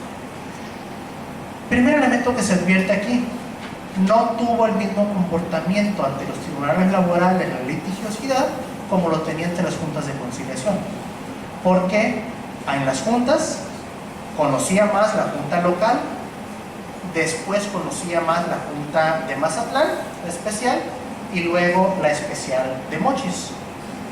Ya con nosotros, aún acumulando, tomando en cuenta lo que sería el equivalente de la zona de la junta especial de Mochis y Guasave, o sea, la zona norte tuvo más asuntos que la zona sur en tribunales. ¿Cuál es la razón? Sería materia de análisis, a lo mejor, de alguien que está haciendo su tesis, ¿no? Pudieran verlo, cómo se convirtió esta tendencia. Nosotros simplemente tenemos el reporte. Pero sí, lo importante aquí también es que conforme la proyección que se hizo, de acuerdo a las tasas de éxito en la conciliación, la zona norte recibió un 330% más asuntos que los que se proyectaron. La zona sur, 205 asuntos más, 205%, y la zona centro, 170%. Dijera, bueno, no tuvo mucha más carga la zona centro que la norte y la sur. Nada más que les platico que el proyecto era que en la zona centro fuéramos 2 jueces, y nada más estoy yo solito. Así que me tocó conocer a mí casi el doble de los asuntos que se había proyectado para 2 jueces. Pero aquí estamos. ¿Cómo están las conclusiones? Bueno, teníamos que alrededor de 1.700 iniciados, concluidos a nivel estatal 874. 300 en la zona norte, 319 en la zona centro y 255 en la zona sur. No los voy a manejar con tanta numeral, entonces ahí les va el acordeón, ¿no? ¿Cuáles son las conclusiones? El 79% de todos los asuntos iniciados a nivel estatal fueron procedimientos ordinarios. La diferencia entre los asuntos iniciados está muy por encima de lo que se estimaba, que era un 5% de variación entre la tasa de conciliación antes de la tercera etapa y con la tercera etapa. ¿Qué significa esto? Si se estaban conciliando 5% menos asuntos ahora en las tres etapas, pues era de estimarse que de la proyección, pues vaya, iban a ser un 5, un 10% más de asuntos. Pero tuvimos 170, 205 y 300% más asuntos. Entonces es mucho más que una variación del 5%. Como ya lo comentabas, una diferente incidencia de lo que se presentaba ante las juntas, con lo que ahora en tribunales. La zona norte tenía el segundo lugar en los asuntos iniciados, la zona sur el tercer lugar. Tanto la zona norte como la zona sur recibieron más asuntos iniciales que los que se habían proyectado para la zona centro. Entonces ya eso es una incidencia muy considerable. Y como les decía, el juzgado centro conoció 1.7 veces la carga estimada para 2 jueces. Y esta proyección tomando como referente lineamientos emitidos por la CONAMER en materia de oralidad mercantil, que la CONAMER establecía que para un procedimiento oral mercantil un juez podía tener holgadamente o con facilidad un conocimiento de 250 asuntos nuevos al mes para poder respetar términos, para poder respetar un estudio de profundidad y que se merece un expediente, y con ello es que se proyectaba entonces que fueran 2 jueces también en materia laboral, tomando ese símbolo, ¿no? Pero recordemos que entramos aquí nada más con un juez adscrito. Y por otro lado, sobre la otra estadística de las conclusiones, tenemos que el 48.6% de los asuntos iniciados terminó en el mismo año, o en el periodo, pues, a raíz del primer año de operaciones.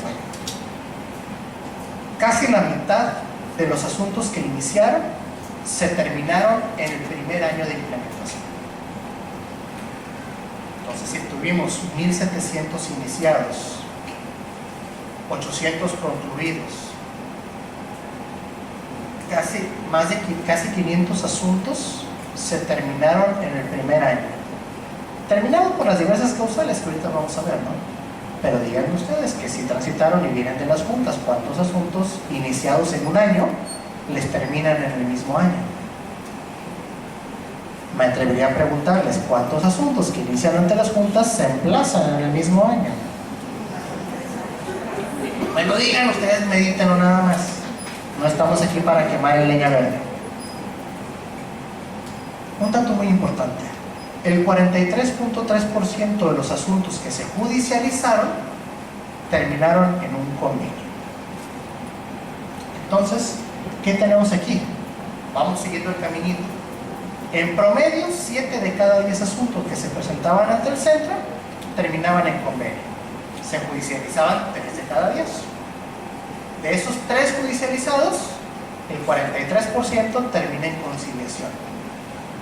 Entonces, casi 1,5 es el que sigue la secuela procesal y tiene una terminación diversa a la conciliación.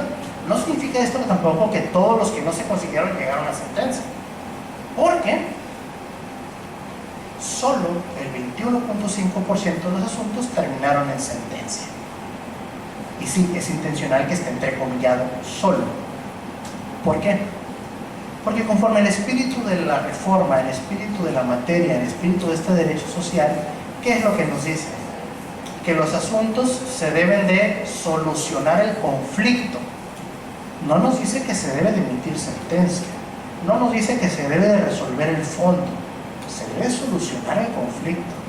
y privilegiando en todo momento la conciliación.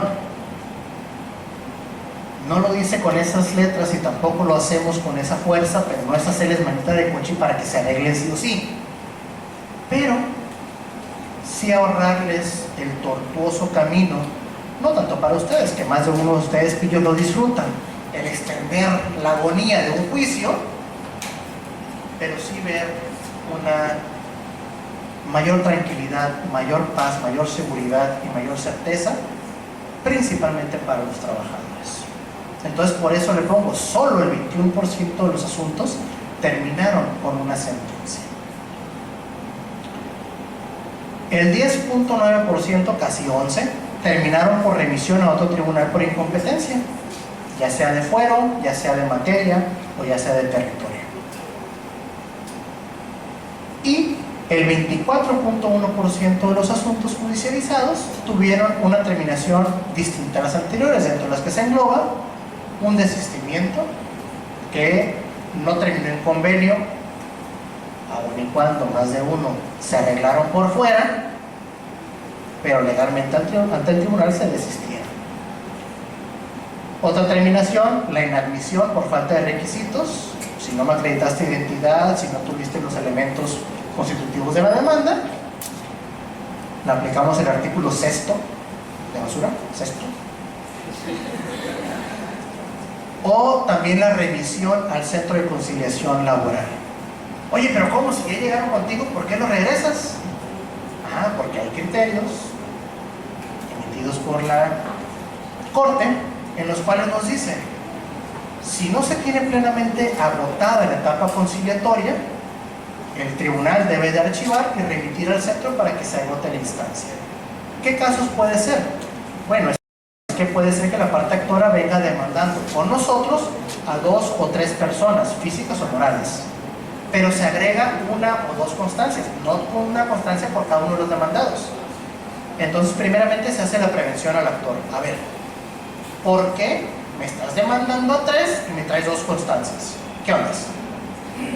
Una de estas personas demandadas es un nombre comercial, es una marca.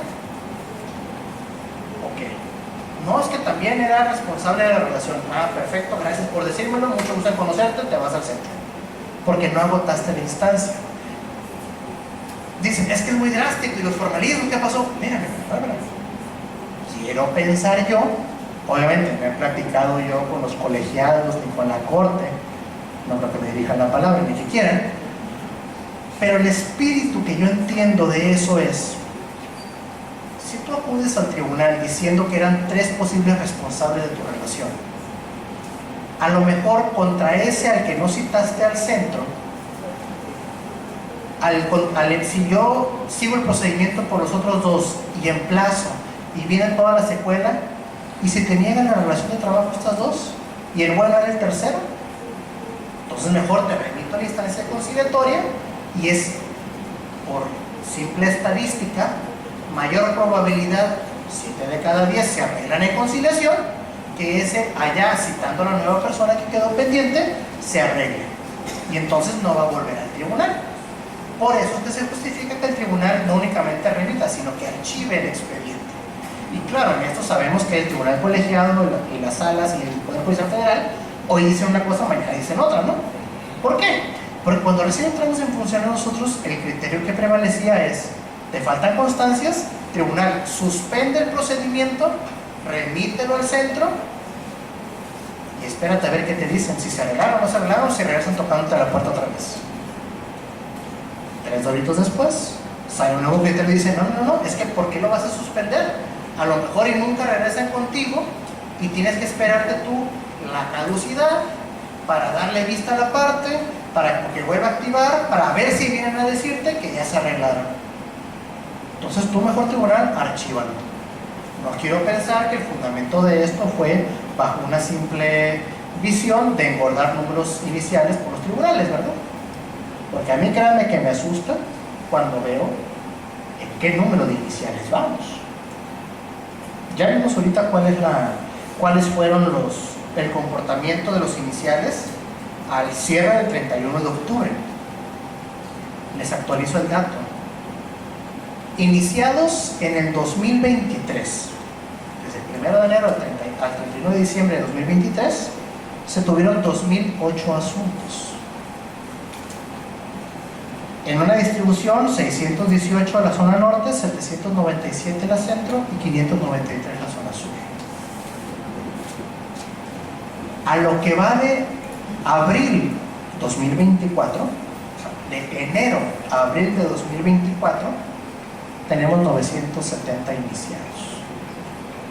O sea, si la matemática no les da, porque por algo estudiamos Derecho, yo les ayudo. En 2023, 2008 en un año iniciados. 2024, en 4 meses, 811. En la tercera parte del tiempo, casi la mitad de asuntos iniciados. No pinta bien el asunto para las cargas de los juzgados. Y les puedo dar el dato en tiempo real del juzgado a mi cargo. Al día de hoy, la zona centro tiene 385 asuntos nuevos. 2024. En 2023 terminamos con 797. Ahí les va nuevamente la matemática. Redondeémoslo para 800. En un año y en 4 meses tenemos 385, casi la mitad. Lo bueno es que los abogados ahora están bien comprometidos con conciliar, ¿verdad? Bueno. Entonces, ¿cuál es el comportamiento de las terminaciones? El pastel se reparte entonces de esta manera.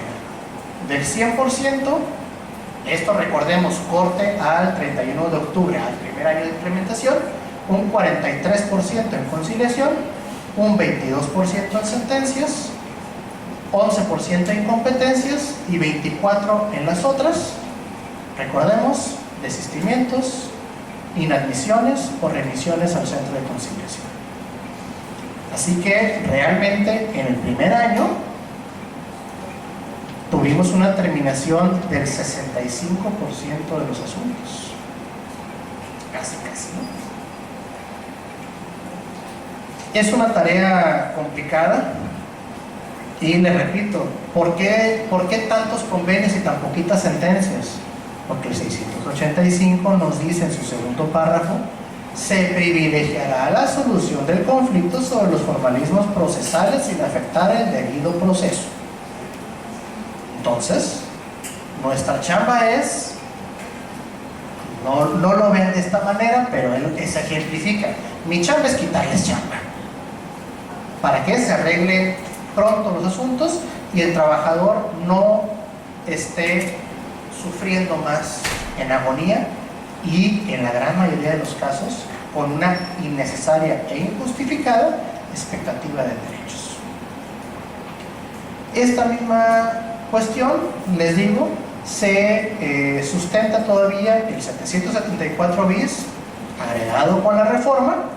En cualquier estado del procedimiento, las partes podrán, mediante conciliación, celebrar un convenio que ponga fin al juicio. En cualquier momento. Ya he tenido un par de asuntos en los cuales, en medio de la audiencia, casi como superportero, ¡paren! Ya me contestaron que sí se van a arreglar. Ya me autorizó el patrón la propuesta. Ya me contestó el trabajador que sí acepta lo que le dice el patrón. Perfecto, todos felices, todos contentos, cerramos el expediente y nos vamos cada quien, ¿no? ¿Pero por qué? Repito, mi función, mi obligación, mi fin no es resolver el fondo y emitir una sentencia, es solucionar un conflicto. Y conflictos en los cuales, cuando menos yo tengo una convicción personal de intervenir en esas mediaciones y conciliaciones, que a veces se convierte en hora-terapia, pero he tenido asuntos en los cuales se ha logrado el arreglo porque el trabajador lo que más anhelaba, más allá que la reparación económica, era la reparación moral. Era escuchar del patrón: la neta, la regamos como te corrimos. No que te hayamos corrido, sino cómo te corrimos. Y a veces Esas son cosas que, obviamente, en la teoría de la mediación, la conciliación de los mecanismos alternativos, esa es realmente una reparación integral. Tener no únicamente reparado el bolsillo, sino también reparado el ser. También ha sido materia de negociaciones que es que, pues sí, está buena la propuesta económica, pero no he podido volver a encontrar trabajo porque el patrón no me quiso dar una constancia de que me lleve bien, de que cumplí mis funciones correctamente. Entonces ha sido el estire y afloje, porque pues, el patrón algo le quedó resentido, algo no le gustó, qué sé yo, y no le quiere dar una carta de recomendación. Entonces ha sido punto de quiebre de conciliaciones el que al trabajador se le expida su constancia, su carta de recomendación por el último patrón. Entonces, cuando menos yo sí estoy convencido en la conciliación, y no porque implique una sentencia menos para mí, sino porque realmente es un problema menos para todos. Aquí aprovecho para hacer el comercial y recomendación. Abogados litigantes, si consideran que esta nueva reforma nos está dejando sin trabajo, porque están arreglando los asuntos y no pueden tener igualas de 2 años, pues cambien su modelo de negocio, ¿no? Entonces, hagan sus esquemas con relación a ofrecerle al patrón la más pronta solución al conflicto, no el patear el bote lo más lejos posible. Esa es la responsabilidad de ustedes, porque a lo mejor me estoy equivocando, seguramente me estoy equivocando, pero más de un abogado no motiva la conciliación, porque entonces lo que va a recibir el trabajador es una cantidad menor que la de una condena, y pues eso trae un impacto directo en sus honorarios. En ese sentido, yo entonces más que feliz de dirigir los trabajadores a la Procuraduría de la Defensoría Pública, porque ahí sí les entra liso, sin impuestos y sin mochada, lo que reciban en el convenio. Pero entonces es parte de lo que les digo de cambiarnos el chip. Es un nuevo procedimiento, son nuevos principios, son nuevas oportunidades, nuevos modelos de negocio. Y para estar terminando con el comercial, se supone que la reforma surge para buscar mejores derechos, mayor respeto de derechos humanos, un nuevo procedimiento, una nueva autoridad, pero que se refleje ¿en qué? En una justicia más pronta. Estos fueron los resultados de la resolución de los asuntos en el primer año de funciones. Asuntos en el sentido de que, desde la presentación de la demanda hasta la emisión de sentencia, no me estoy yendo a las terminaciones, a la emisión de una sentencia, esto es, se desahogó toda la secuela procesal, hubo audiencia preliminar, audiencia de juicio, desahogo de pruebas, valoración, emisión de sentencia, en promedio en 152 días naturales. Entonces, en 3 meses y medio, un trabajador podía tener una sentencia. ¿Qué conseguían? No, pues, yo no estoy ahí, ni vengo de ahí. ¿Qué conseguían en 3 meses y medio ante las juntas?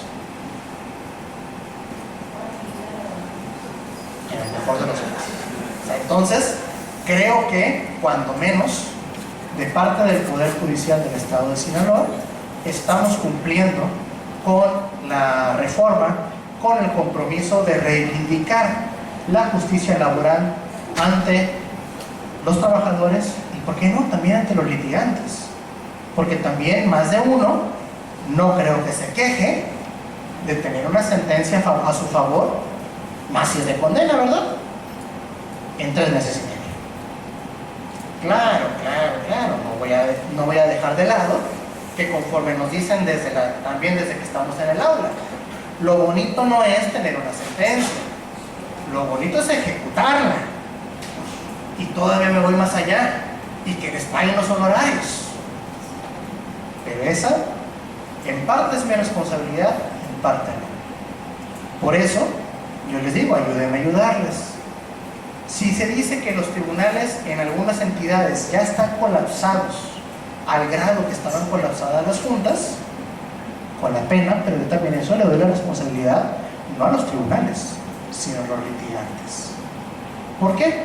Porque en tanto las demandas o las contestaciones cuenten con información incierta, inflada, pruebas excesivas, cuestiones que a lo mejor también para que no se enojen con uno, no les aplicamos tanto la tijera en la admisión y desechamiento de pruebas, pero con ganas nos quedamos de prácticamente confesionales y lisos. Pero si traen un ofrecimiento probatorio de 20 cuando ustedes saben que con 5 la hacían, pues también ustedes mismos vienen colapsando los tribunales. Y ni se diga con los amparos. Decía el abogado, es que ya todo va muy bien, todo es muy bonito. Oye, pues si en 3 meses y medio tengo sentencia, pero se me ampararon. ¿Cuándo voy a ver los resultados de la sentencia? Hasta ahorita les digo, yo no conozco una ejecutoria de fondo de los amparos. Así que, ni modo, yo utilizo ese argumento también en las conciliaciones. A ver, trabajador, a lo mejor no te va a estar pagando ahorita. Puede que la demanda sí pinte para que vayas a ganar, pero a ver cuándo te pagan. Y eso también es un elemento que ver. Así que con eso, le repito, el tribunal está cumpliendo con sus metas, porque a nivel nacional, con el mismo corte el 31 de octubre, en promedio estaban resolviéndose los asuntos en 7.2 meses. Nosotros estábamos resolviendo 4 meses y medio antes de eso, casi. Entonces, repito, Sinaloa, cuando menos, yo puedo hablar no únicamente por mi tribunal, sino por los 3, porque además tengo esa responsabilidad de ser el enlace con la unidad implementadora. Entonces yo concentro y en cierto grado dirijo con la venia de mis homólogos la materia. Así que puedo hablar con autoridad por los 3 tribunales laborales que nosotros estamos cumpliendo con nuestra encomienda. Entonces, los asuntos tienen una resolución muy por debajo de la media nacional, casi 3 meses antes. Y por ello, entonces, este Poder Judicial del Estado de Sinaloa, a través de sus juzgados especializados en materia laboral, está no únicamente asumiendo el compromiso, sino trabajando y respetándolo y honrándolo en la verdadera reivindicación de la justicia laboral. Por su atención, por su presencia, muchas gracias.